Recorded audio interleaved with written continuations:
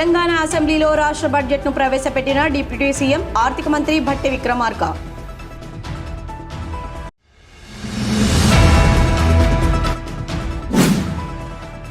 NH నిర్మాణంలో bush clearance పనులు వేగవంతం చేయాలి. జిల్లా కలెక్టర్ కోయ శ్రీహర్ష ఆదేశాలు.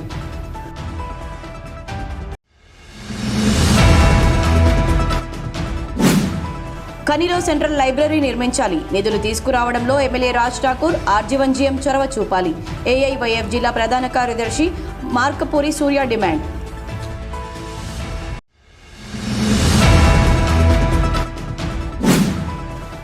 సామాజిక తెలంగాణ మా ధ్యేయం. Congress party OBC cell Peddapalli జిల్లా అధ్యక్షులు పెండ్యాల మహేష్ వెల్లడి.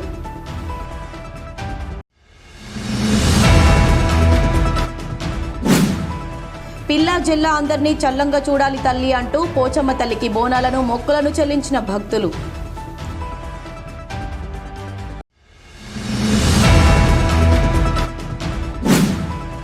రాష్ట్ర ప్రభుత్వం ప్రకటించిన బడ్జెట్పై విమర్శల వర్షం గుప్పించిన కేటీఆర్.